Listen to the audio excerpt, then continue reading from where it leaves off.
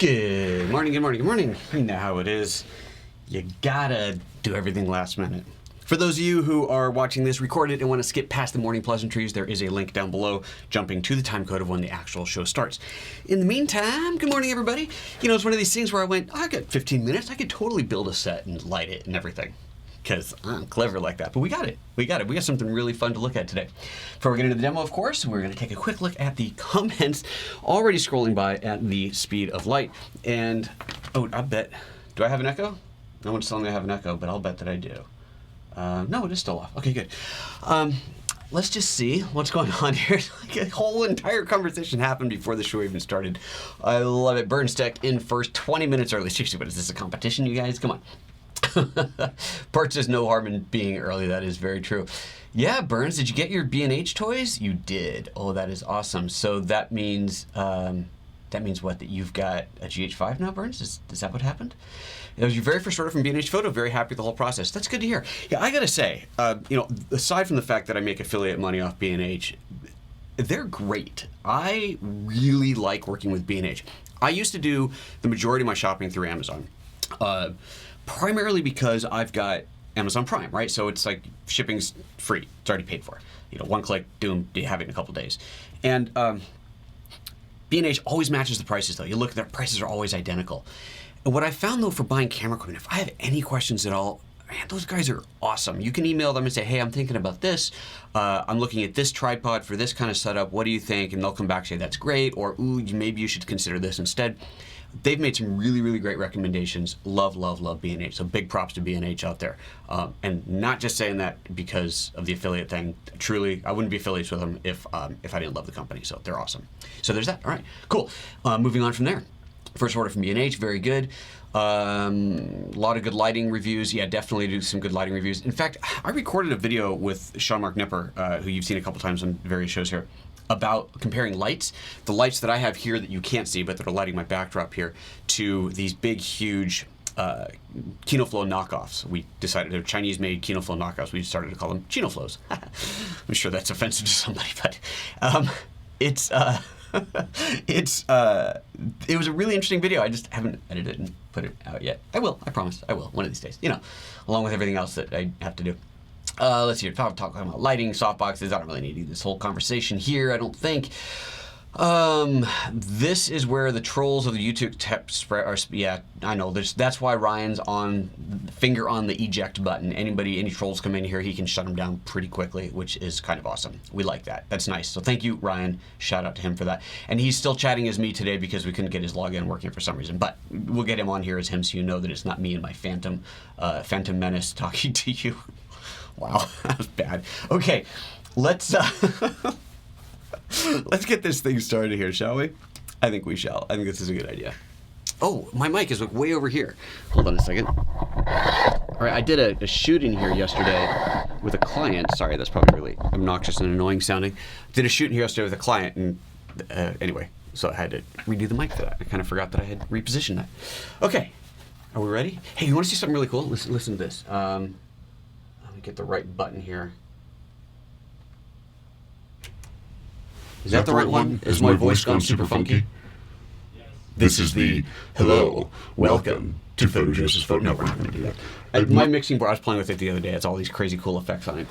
Utterly useless for this sort of thing, but it's kind of fun. Okay, Martin says, that's annoying. No reminder today of the show, only one for next Monday. We haven't missed anything, Martin. We haven't actually started the official show yet. And that could be my fault because I only created this show about half an hour ago. I've been trying to do it the day before, and just today I didn't. Because I didn't know what I was going to do until this morning. It's one of those. So that's why. Let's get this thing started. Get this out a little. We don't need this here. Clean up the set a little bit. God. Good morning and welcome to PhotoJoseph's Photo Moment, the first live daily photo show on the YouTubes every weekday, 9:30 a.m. Pacific. If you're not live, you should be, because that's where all the fun happens in the live chat.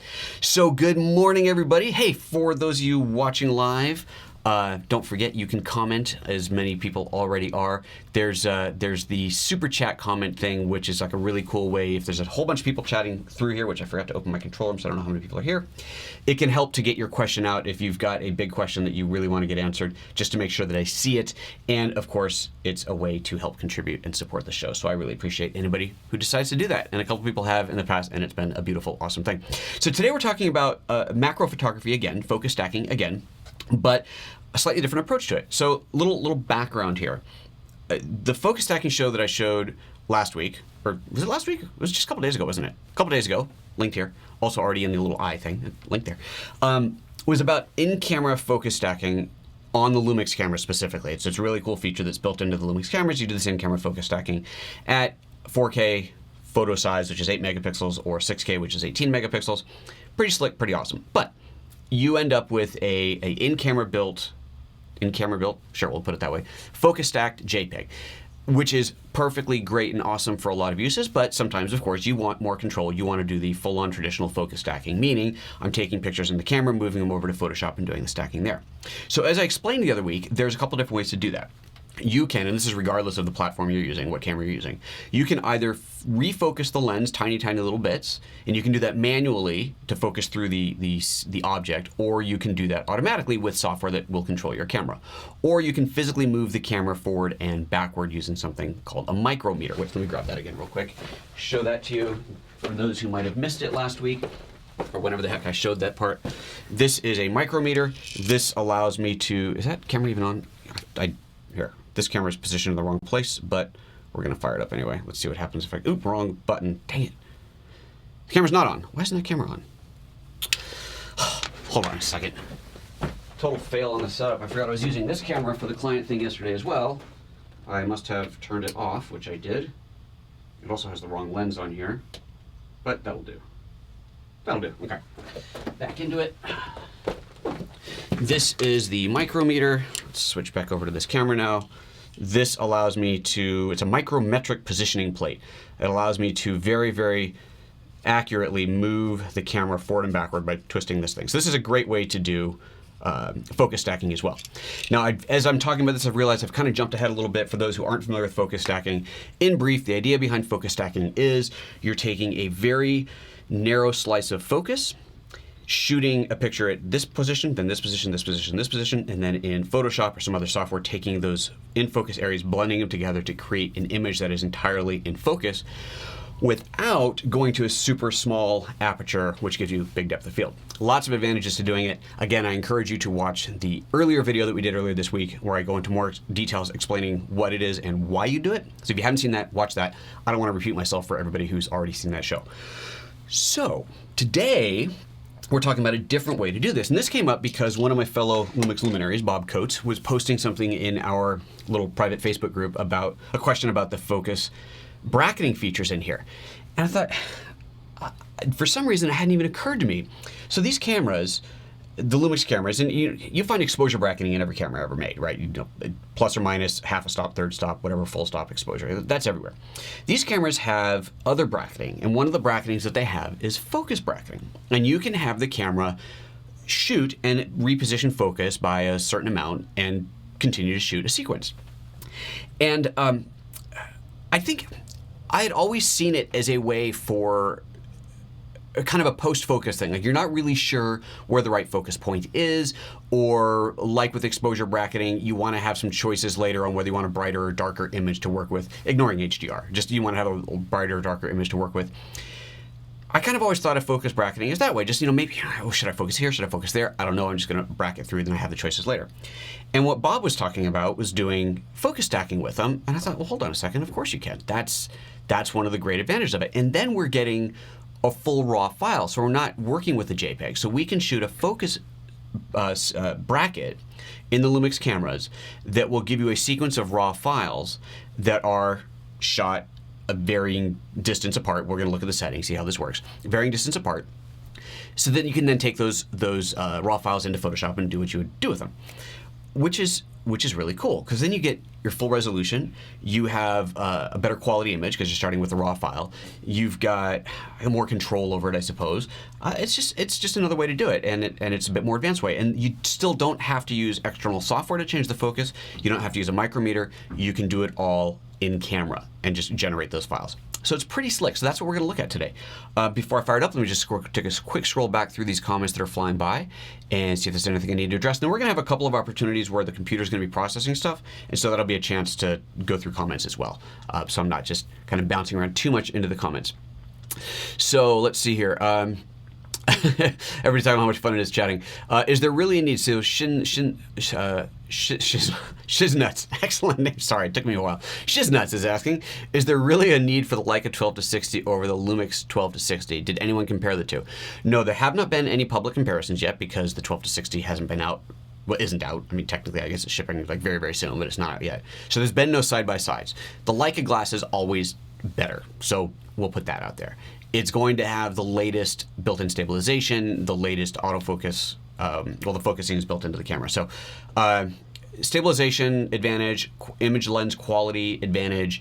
I don't know. I think the aperture range is the same on the other lens, so that won't change.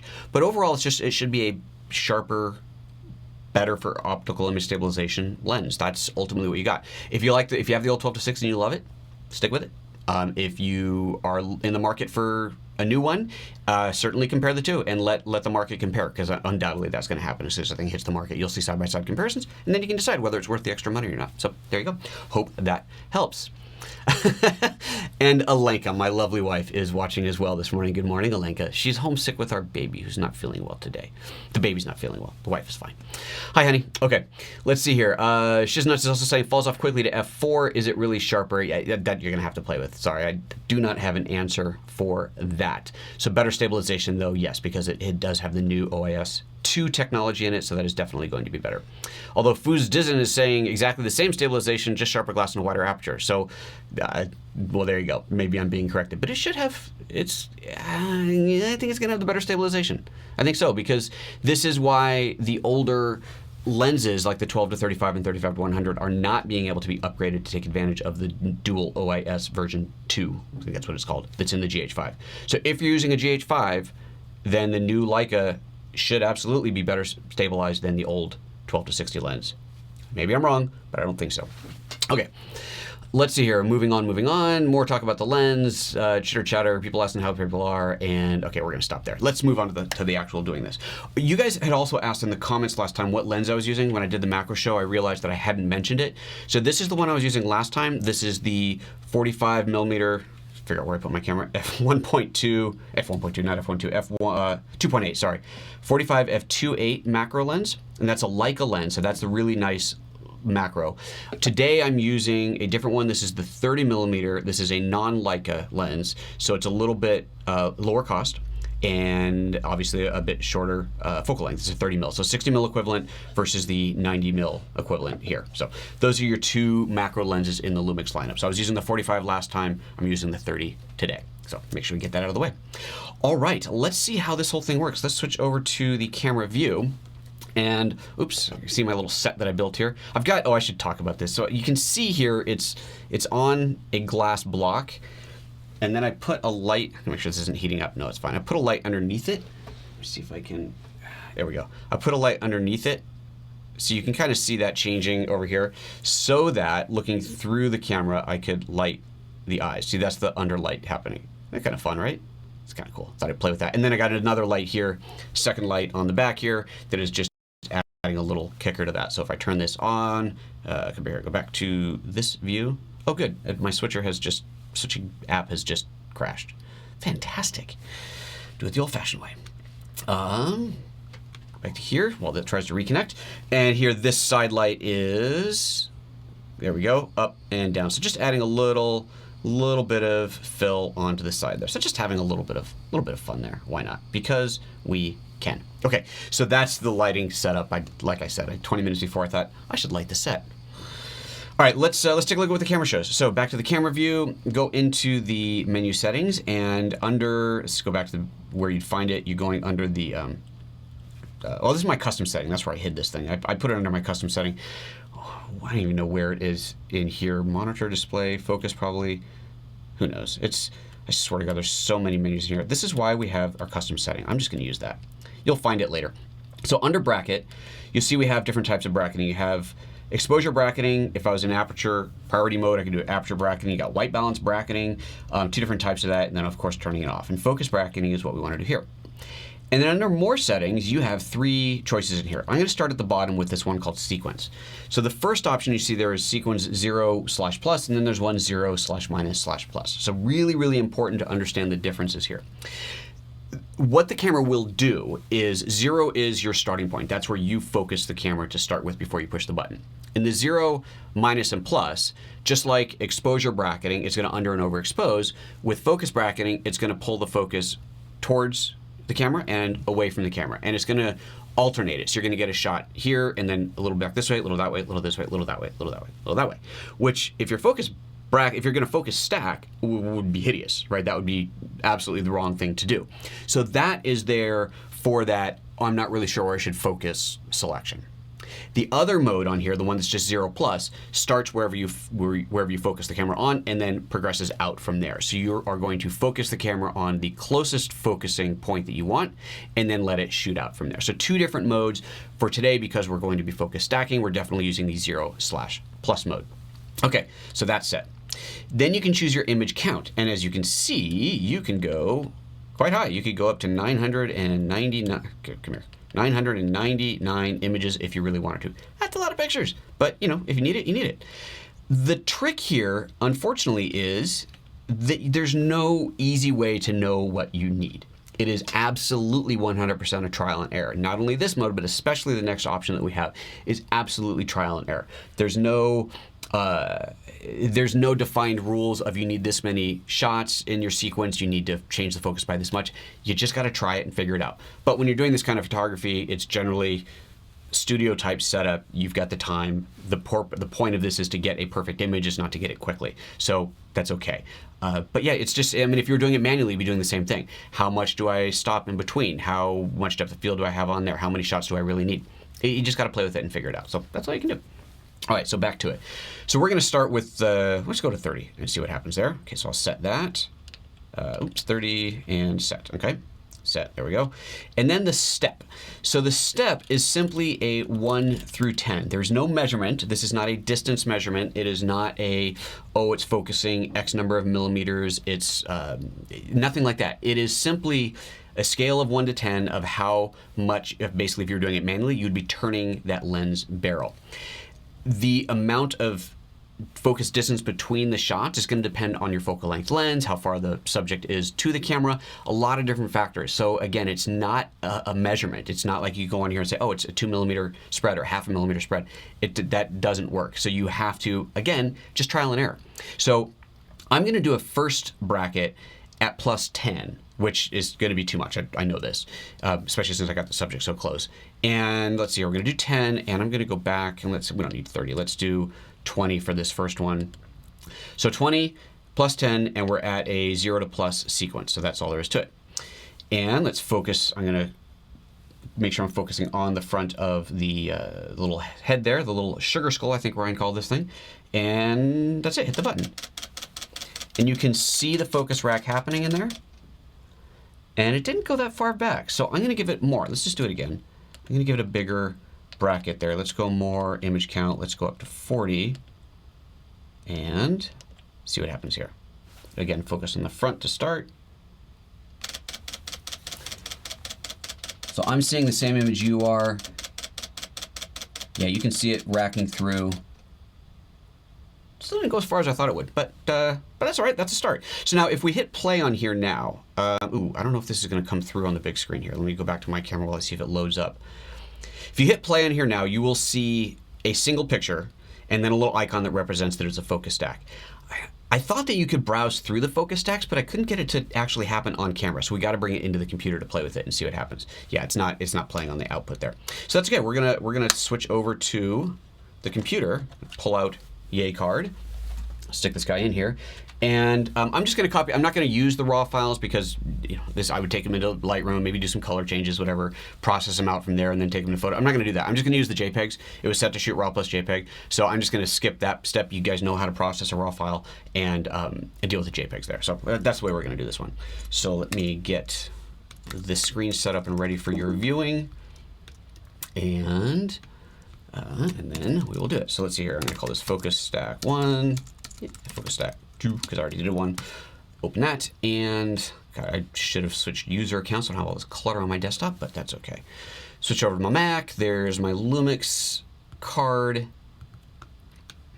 and here we go. So these are the shots that I just did. So now there's going to be the trick of separating which one's which. Let's see, I just want the JPEG, so let's just do a quick little JPEG only search in here, and see if I can do this by time.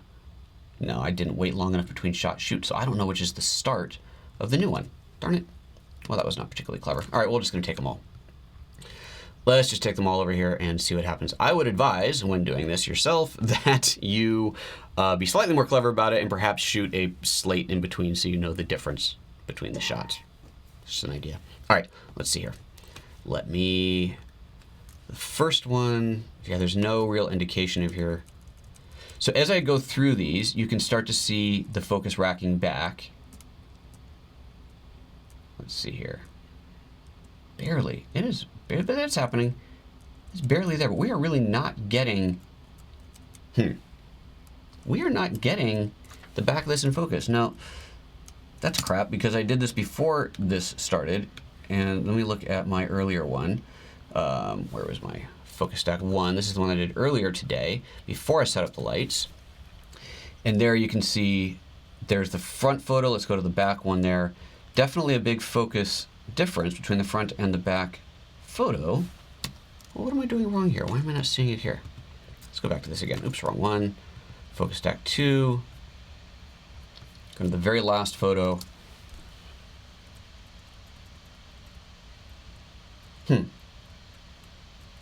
Interesting. It's barely changing. I wonder, this is what happens when you decide to do something 5 minutes before you go live. I wonder, could the setting have to be at the +1 instead of the 10? That's what I was at before. Let's try it. That's bizarre. That would seem to be the other way around. That can't be right. We're going to find out. We are going to find out. So let's try this again. That's all fired up. Let's go back to the view here so you can see what I see. And back into focus bracketing. More settings. I mean, that can't possibly. It has to be. That's so weird. We're going to do even more image count just to really make sure that we're getting it. Okay, focus on the front there. I'm going to go a smaller depth of field. Let's go to 2.8 just to make sure I really can see the difference there. I'll even move it a little bit closer to the subject. Focus on the front of little eyes on there, and let's try it again.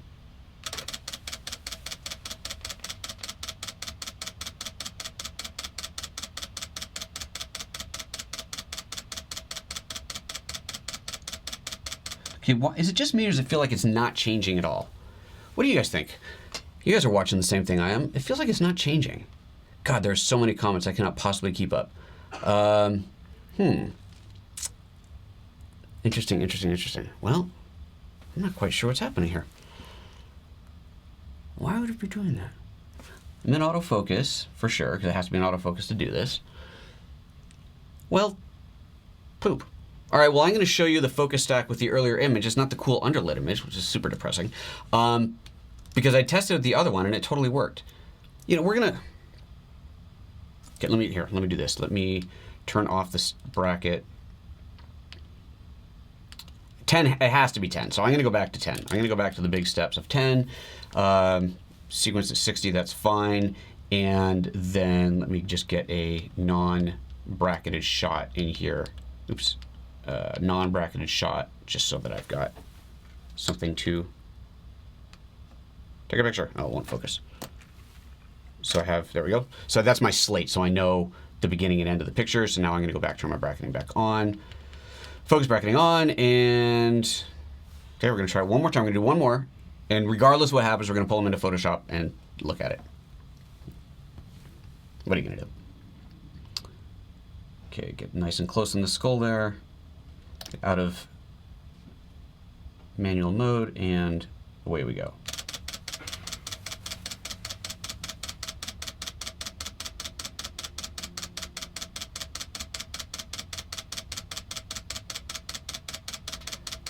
I wonder if we need just massively more steps, which would seem crazy, but whatever. All right, let's do it. Let's write into the card. Let's not take it out before it's done writing. It's a lot of pictures. I gotta get some of the new faster cards. You know, the fastest cards, you look on the back and there's 2 rows of contacts. I don't have one of those yet. I gotta get those in here because that will write this faster. I think it's still writing. Is that what that's telling me? I haven't really figured this camera out yet. Oh yeah, it's still writing. There's a, let me see if I can show this to you.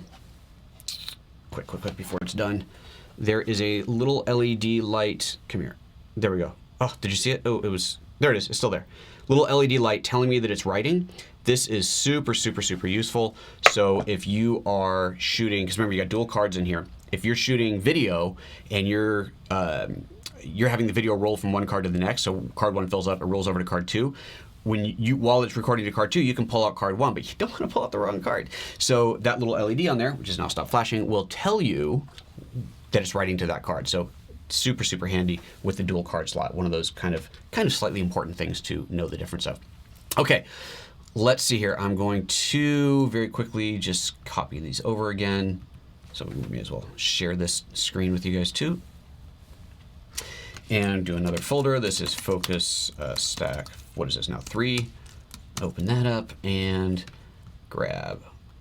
I just want the JPEGs again in this folder, please. And there we go. Let's find,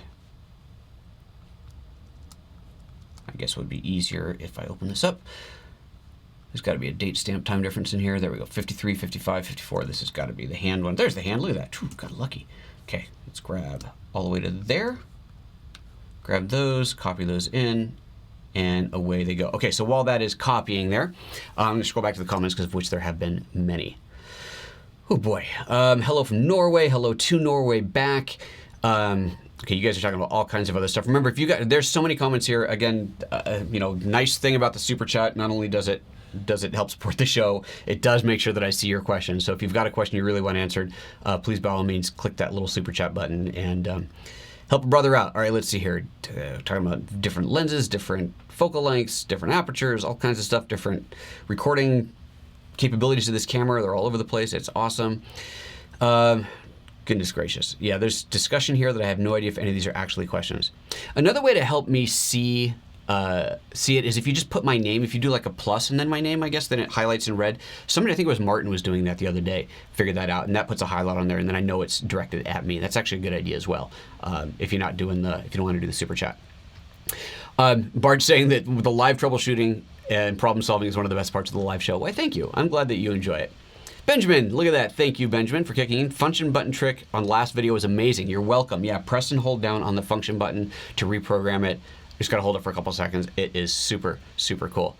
Bart's saying write speeds and UHS-2 cards do matter for burst photos, just not just for video, I think is what you meant to say, just not for video, because it absolutely matters for video. It's not just for video. Glad that I mentioned that. Yeah, those faster cards are absolutely beneficial, even if you're not shooting video. If you're shooting burst like this, there you go.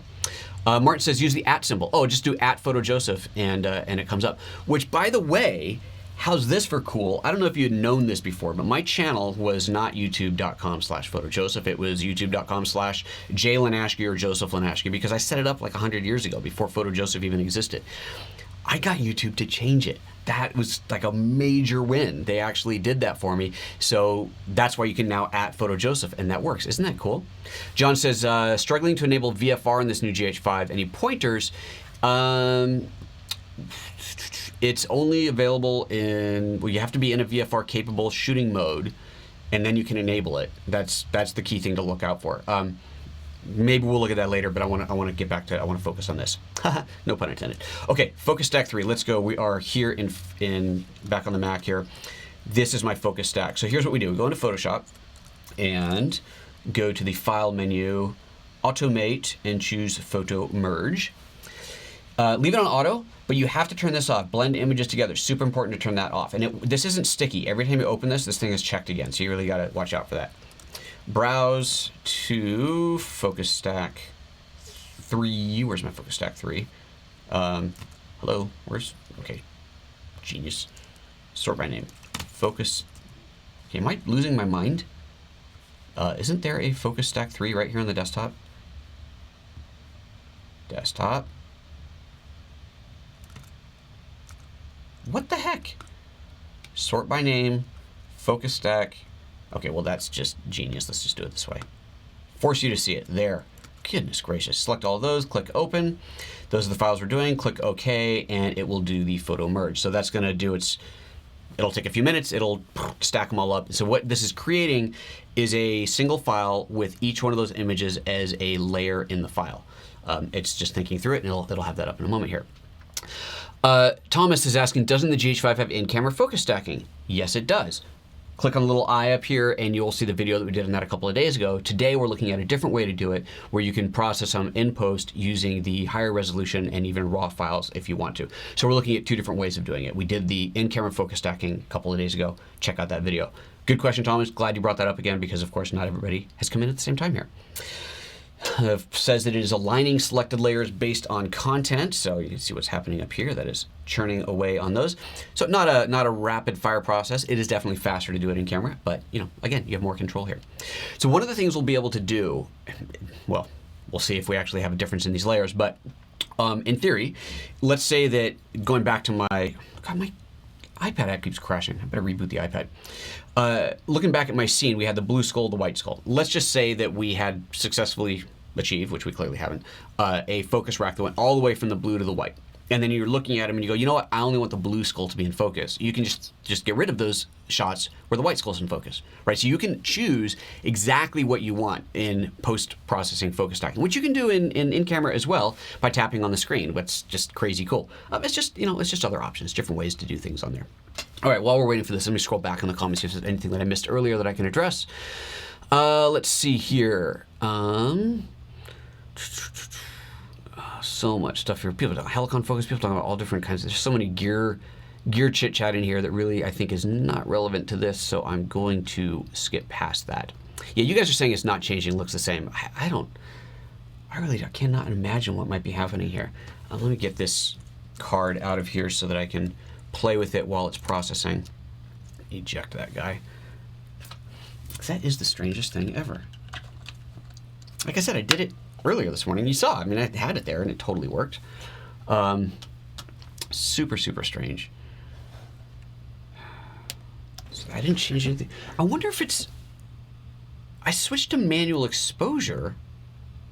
That is one thing that I changed. That can't possibly, if that has something to do with it, then I would say that's a bug in the software. So in which case, if that's the case, then this has been a total win of a show to be able to have figured that out. Okay, I've switched it back to aperture priority. I'm waiting for my switcher to boot back up. GH5, here we go. Okay, so I'm just going to underexpose this way because it was too bright. That's why I switched into manual. Okay, so now we're underexposed. That's close enough. That's kind of what I want. Let's go back into bracketing, make sure that's on. I'll leave it at 10, 60, sure, why not? We'll leave it all there. And focus on the front to start. And try it again.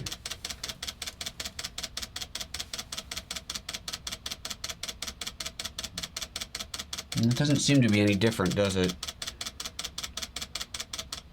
That is so crazy weird. I don't know what the heck is going on. Oh well, Photoshop is still blending away or aligning away. So, yeah, it is not different. Just trying to think through what could possibly be causing that. Focus bracketing. It's it's obviously on autofocus, right? I push the button halfway, it focuses. It's clearly, and it says it's an autofocus. There's nothing there. I did it with this lens too, but I'm going to swap lenses. Actually I should do first is just reboot the camera. By which I mean just turn the camera off and back on again. Let's see if that makes any difference. Who knows? Any number of things So bizarre. Okay, we are back to that. See, the focus bracket get turned off when I rebooted. It did not. It's on. It's ready to go. Get my display mode back up so I can see it. It doesn't say. Oh yeah, it does say bracketing. Okay. Set that. Set my underexposure down. Let's go back to this view so you can see it. And this is the same thing, just after a reboot. That's all I've changed. No, it's still not doing anything, is it? No, it's not making any change. This is definitely not any different. Photoshop's sure taking its sweet time. Jeez. Okay, let's try a different lens. I'm gonna see if that makes a difference. But like I said, the early one I did was with this 30mm lens as well. Oh, it's writing to the card, so I can't shut it off yet. Let's see here. Some posts talking about focus stacking some more. Trevor Pinnicky says, the masters of focus stacking are really the guys who shoot insects. Oh yeah, next to them, the rest of us suck pretty bad. Yeah, some of those focus stack shots on the tiny, like little tiny flies, and incredible. Just incredible. Really, really slick stuff. Let's see, if you've never seen those, just look for, like, I don't know, Google super macro bug photography, something like that. You'll find some crazy stuff. Let's see here. So yep, still no change. Agreed. Yeah, old wireless router trick. Turn it off and back on again. Yes, absolutely. Does it look at the autofocus area size? Don't think so. Not that I'm aware of. Okay, let's see here. That is turned off. I am going to swap lenses.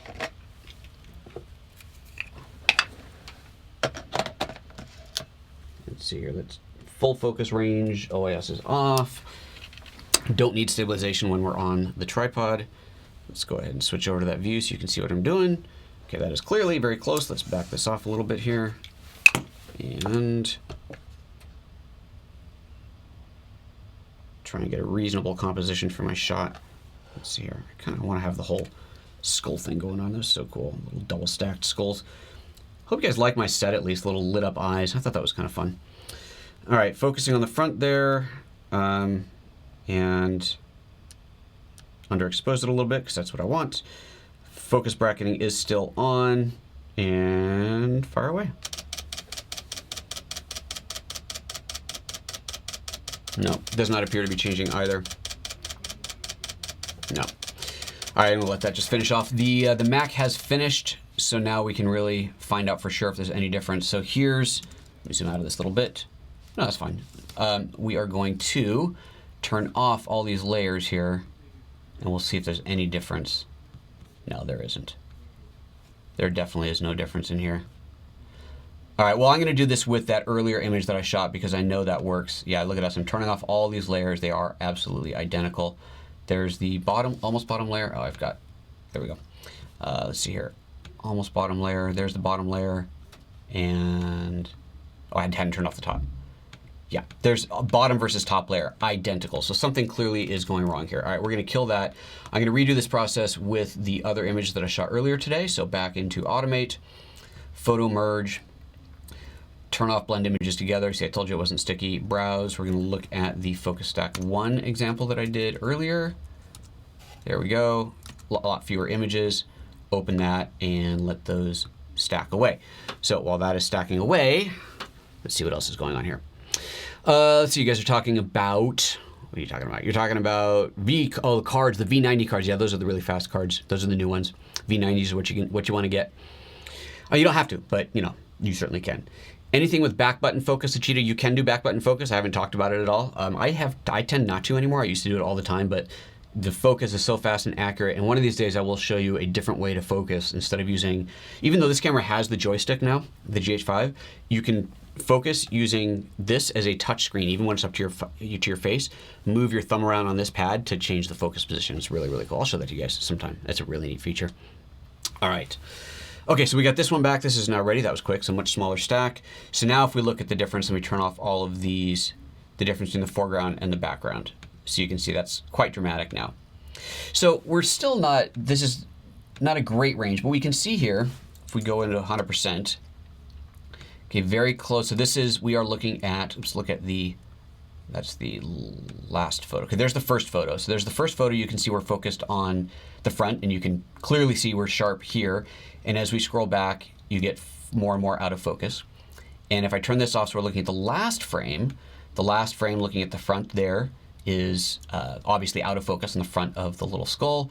And as we go back, it looks like our rear focal point is right around here. So we didn't get quite all the way to the back there. We got to about here. So that is going to be our focus stack from about here to the front. So all I got to do is select all those pictures. Let's turn these back on again. Oops, there we go. Select all of these. You can shift click to do that. And then go to the edit mode and choose auto blend layers. Stack images, leave it. This is going to be the default. Just leave that on and click OK. And off it goes, and that will process away. So what it's essentially doing right now is the software is looking for the sharpest parts of the image and then masking away everything else. And it knows the end goal here, and so it is ensuring the frame before and frame after that they all line up so that you have this perfect blend of focused images. Now, if your focus jump is too great between frames and you don't have a sharp part of the image, then it is definitely not going to work right. And that is one of those where you, in theory, would turn this down from a higher number down to a lower number, which clearly isn't working here.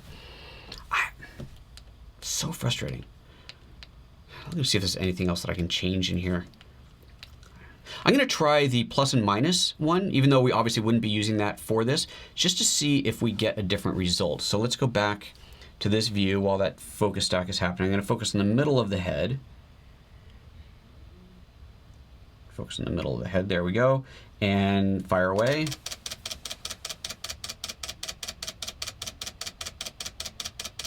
Doesn't seem to be any different either, does it? No, something weird is happening. Man, that is so bizarre. All right, well, we'll get there. Ooh. Photoshop is done. What the heck? Wow, that was bizarre. Well, ladies and gentlemen, you are experiencing one of the world's worst demos. How? I don't even know where this other eye thing came from. It's like a whole offset shot. Let me see where that came from. Which doesn't make sense because they are all absolutely aligned. When the software aligned them, the shot didn't move between shots. It's like that top one. It's just the top one. Did I? Oh, you know what? Let me go back. Here, let me go back to. Oh, that's the auto blend is on. I think I accidentally moved this top layer. I did. Look at that. When I was screwing around in here, I moved that top layer. Genius. Okay, so I'll just get rid of this top layer. God. See the mistakes you can make? Isn't live demos fun? Oh, I even rearranged it. It's totally not in the right. No, it's the right position. I just moved it. Well, I should be able to turn all these off. Turn all these off. Yeah, I should be able to just put this back into position. Because these didn't need any alignment. Well, you know what? We're not going to risk it. Let's just get rid of that. So we're only losing one frame for this. Turn all these back on. Do this again. Select all of these. And go back to... Oops, where was it? Auto blend layers, stack images, and away we go. How's that for a live on air total screw up? Today's been a good show, hasn't it? Wow. I got to figure this one out. That's a weird one. I really don't know what's going on there. All right, let's see here.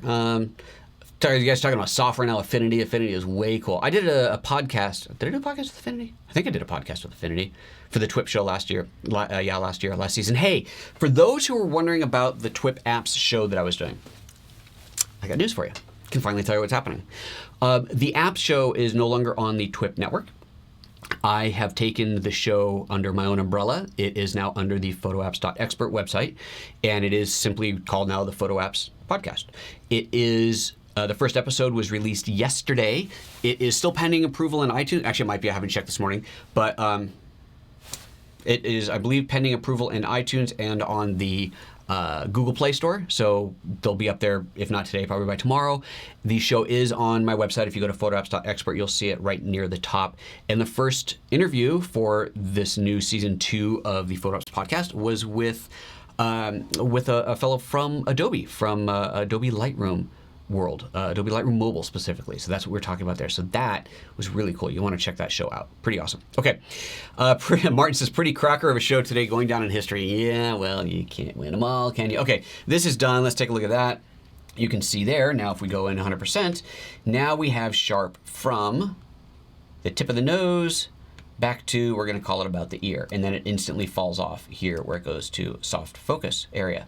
So that is what happens with focus stacking. It's pretty cool. So easy, right? Wasn't that like the easiest thing you've ever seen done? Ryan's out there laughing at me. Okay, so something went disastrously wrong. I will find out what went disastrously wrong and maybe show you tomorrow if I can figure it out. What a mess up. Oh, well, what are you going to do? Okay, that's today's epic show. This can't be over soon enough, frankly. All right, let's see if there's any other comments coming in, and then we're going to bail out of here, and I'm going to call up my guys at Panasonic and find out what the heck happened, especially since this was working this morning. So frustrating. All right, you literally just laughed out loud, Martin. Excellent. I am glad to provide a humorous moment to your morning, afternoon, or evening, whatever it is there. All right, guys. Again, fabulous comments flying through. Just too many of them for me to possibly keep up with. Doing an @PhotoJoseph is a great way to catch my attention. Even better ways to hit that $sign. That'll really get my attention. But the @PhotoJoseph works too. Hey, if you want to learn about, no, we're going to pitch the macro one. Let's do this. I did another course on Lynda that I want you to see. I know I've been busy on Lynda, right? Let's see this one. Let's go take a look at this show. This is a little bit more in line with the stuff that we were just doing here, minus the macro part. I did a product photography. It's a basics. Fundamentals, I think it's called Fundamentals of Product Photography over on lynda.com. PhotoJoseph.com/Lynda product will take you straight to it. PhotoJoseph.com/Lynda to get you a free 10-day trial if you're not already a Lynda member. And it is a really fun, I had fun. I think it was fun. Really interesting, really good course on doing product photography. Just the basics, lighting, composition, lens choice. Sorry, why isn't it switching? It should have switched back to, there we go. Everything's falling apart today.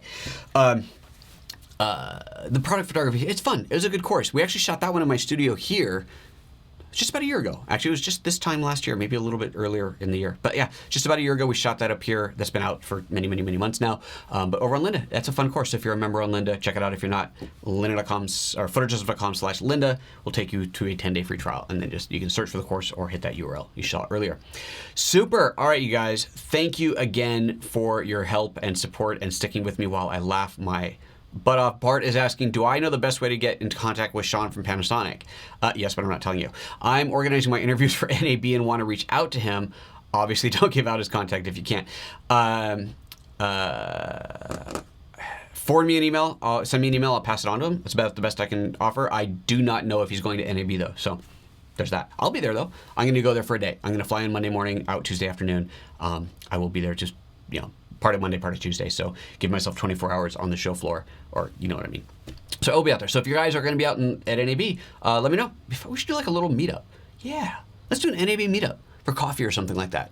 Okay, hit in the comments. If you're going to NAB and you want to do a meetup, hit in the comments that you are going, and I'll make a little list of who's going to be there, and we'll message you guys and figure it out. Okay, do I keep gremlins under the desk? No, I keep them in a cage out back. In sunlight with lots of water, for sure. Okay, that's it. I'm out of here, guys. Talk to you later. Bye-bye.